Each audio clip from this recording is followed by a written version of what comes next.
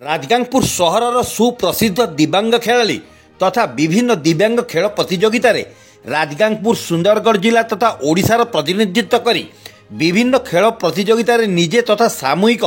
विजेता होई राजगांगपुर जिला एवं ओडिशा को गौरवान्वित करी राज्य तथा सामाजिक स्वेच्छासेवी संगठन पक्षरु सम्मानित करा जायछि। सेही परिप्रेक्षी चलती वर्ष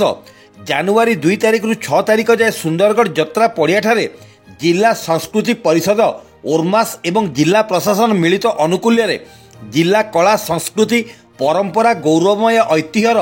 महापर्व जत्रा एवं पल्लीश्री मेला अनुष्ठित कार्यक्रम रे बसंत नीम श्रेष्ठ को जिला संस्कृति परिषदर सभापति तथा सुंदरगढ़ जिलापाल महोदय श्रीयुक्त मनोज सत्यवान महाजन निमंत्रण क्रमे सुंदरगढ़ महोत्सव जत्रा कार्यक्रम रे योगदान करथिले। एही अवसर रे जिला एसपी श्री प्रत्युष दिवाकर, राउरकेला डीआईजी श्री ब्रिजेश राय, उत्तरांचल राजस्व आयुक्त श्री सचिन रामचंद्र यादव, राउरकेला अतिरिक्त जिलापाल श्री आशुतोष कुलकर्णी एवं अन्यान्य अतिथि उपस्थिति रे बसंत नीम श्रेष्ठ को मंच ठारे आमंत्रण करा जाई मानपत्र उत्तरीय उपहार प्रदान करी सम्मानित करा जाइथिला। बसंत नीम श्रेष्ठ विगत बहु वर्ष धरी राजगांगपुर अंचल रही रानीबन ठारे थिबा राजगांगपुर ट्रक मालिक संघ कार्यालय ठारे कंप्यूटर विभाग रे कार्यरत।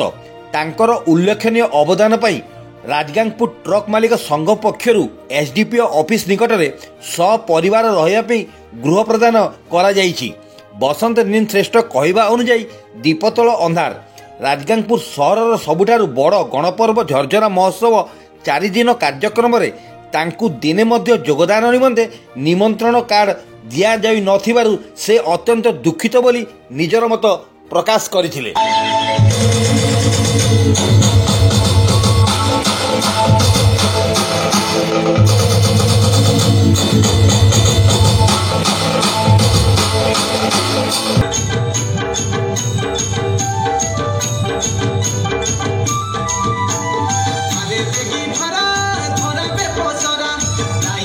मुरा तोर पर हुआ चले जाई देखू